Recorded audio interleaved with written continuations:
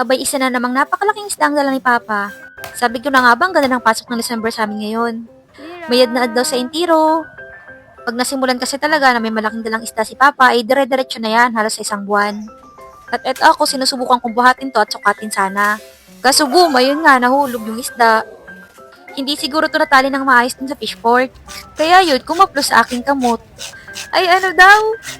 Naririparo ang aking bikol. Well anyway, ito na nga si Papa, nililinis at kinikis-kisa na yung isda.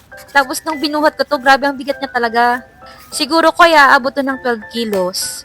Dorado pa lang tawag nito dito sa amin. At iniisip-isip nga namin kung ano yung tawag nito sa Tagalog. Pero hindi namin malaman kung ano. Basta malaking isda to na masarap din. Masarap igisa at saka sabawan. At masarap din sa sweet and sour. Yung mga dumadaan-daan nga sa amin dito ay tanong ng tanong kung magkano daw yung kilo nito. Yung kilo nito ay 240 lang dito sa amin. Medyo mura to kumpara dun sa naon ng isda. Yung mas malaki at mahaba, barakuda yata yung tawag dun sa Tagalog. Pero yung mga ganitong isda dito sa amin ay napakabilis lang din maubos. Marami nga yung nag-aantay niya nung hinihiwa na yan ni Papa. Nagpapareserve na kasi baka maubusan sila. Kanya-kanya silang usapan kung paano nila lulutuin to. At syempre ako din iniisip ko kung paano ko to lulutuin. At naisip ko nga na matagal-tagal na din naman kami hindi nakakapag sweet and sour, ito na lang gawin kong sweet and sour. Nag-aantay kasi ako ng mga pulang isda kasi yun yung masarap na sweet and sour.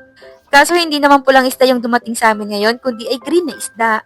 Pero tinanong ko nga si Papa kung pwede ba yun i-sweet and sour, sabi niya, ay oo, pwede naman daw. Masarap din daw yun sa ganong recipe. Kaya ako, eto ngayon, naghihiwa na ako ng mga kakailanganin ko mamaya. So yung kailangan lang naman na ingredients ay sibuyas, luya at bawang. Ito lang naman kasi yung main na panghalo dito sa lulutuin ko. Pero nakadepende na yan sa inyo kung paano nyo lutuin yung gusto nyong sweet and sour. Basta ang importante sa akin ay meron itong carrots. Pampasarap din kasi to at para di may gulay na kami.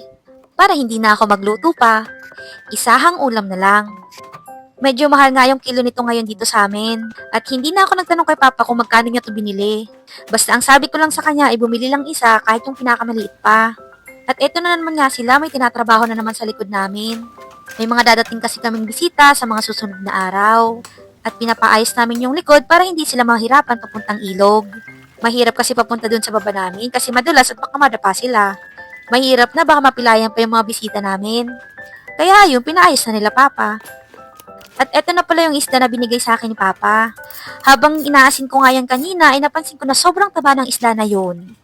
Kinakabahan nga ako at parang didikit to sa kawali kahit sobrang init ng mantika.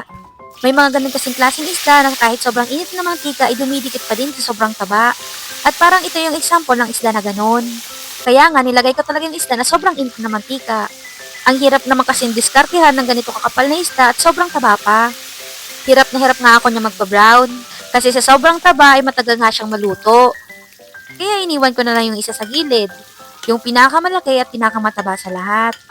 Kasi alam ko naman na maya-maya ay maluluto din yan. Mahirap din naman kasi pilitin na kunin yan at baka magkalasug-lasug lang. Kaya sabi ko ay dito na lang ako magigilid sa gilid, total ay maluluto din naman yan. Isabay ko na lang sa pag-isa nitong mga ingredients. Ganito pala ako magluto ng sweet and sour. Yung iba ay hindi ko alam kung paano sila magluto. Pero sa akin okay na to, kami-kami lang din naman yung kakain. So kung may kulang nga na ingredients na nilagay ko dito, ay pwede nyo bang pakicomment sa comment section? Para naman mas ma-improve ko pa yung pagluluto ko. At eto na nga, tapos na ang niluto kong sweet and sour. See you sa next vlog. Ingat!